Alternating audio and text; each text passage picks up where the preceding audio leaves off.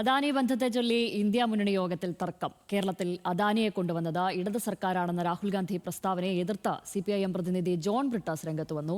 അദാനിയുമായി ആദ്യം കരാറുണ്ടാക്കിയത് കോൺഗ്രസ് ആണെന്നും ബ്രിട്ടാസ് മറുപടി നൽകി. കേരളത്തിലെ ഇടതുപക്ഷം യഥാർത്ഥ ഇടതുപക്ഷമല്ലെന്ന രാഹുൽ ഗാന്ധിയുടെ പരാമർശത്തെ സിപിഐ ജനറൽ സെക്രട്ടറി ഡി രാജയും ചോദ്യം ചെയ്തു.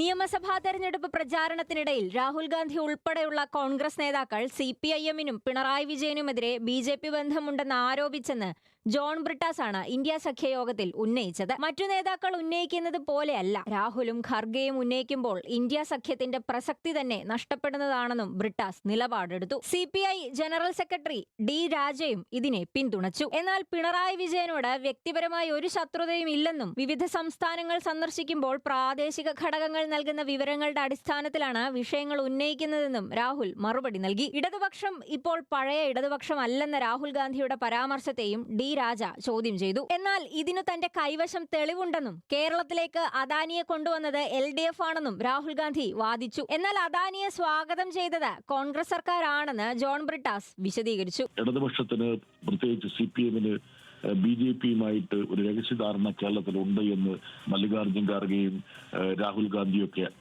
തെരഞ്ഞെടുപ്പ് സമയത്ത് ആരോപിച്ചതിനെ കുറിച്ചായിരുന്നു. ഞങ്ങൾ പറഞ്ഞ ഇത്രയേ ഉള്ളൂ. അതായത് സാധാരണ കോൺഗ്രസ് നേതാക്കളോ അല്ലെങ്കിൽ സംസ്ഥാനത്തെ കോൺഗ്രസ് നേതാക്കളോ ഒക്കെ പറയുന്നത് മനസ്സിലാക്കാം. പക്ഷേ ഇന്ത്യ ബ്ലോക്കിന്റെ മുഖങ്ങളായിട്ടുള്ള അതല്ലെങ്കിൽ ഞങ്ങളുടെയും കൂടെ പിൻബലത്തോടുകൂടി പ്രതിപക്ഷ നേതാവായിട്ടിരിക്കുന്ന രാഹുൽ ഗാന്ധി, മല്ലികാർജ്ജുൻ ഖാർഗെയൊക്കെ അത്തരത്തിലുള്ള നിലപാടുകൾ പറയുന്നത്, അത്തരത്തിലുള്ള ആരോപണങ്ങൾ ഉന്നയിക്കുന്നത് സ്വാഭാവികമായിട്ടും ചില പ്രശ്നങ്ങൾ സൃഷ്ടിക്കും എന്നാണ് ഞങ്ങൾ പറഞ്ഞത്. മുന്നണിയിൽ കോൺഗ്രസിന്റെ പങ്കിനെക്കുറിച്ച് ആർക്കും സംശയമില്ലെന്നും എന്നാൽ സഖ്യത്തെ ഒന്നിച്ചു കൊണ്ടുപോകേണ്ട ഉത്തരവാദിത്തം കോൺഗ്രസിനാണെന്നും നാഷണൽ കോൺഫറൻസ് നേതാവ് ഒമർ അബ്ദുള്ള നിലപാടെടുത്തു. മറ്റു കക്ഷികളും ഇതിനോട് യോജിച്ചു. തുടർന്ന് ഐക്യം കൂടുതൽ ശക്തമാക്കണമെന്ന ആഹ്വാനത്തോടെയാണ് യോഗം അവസാനിച്ചത്. National desk news Malayalam.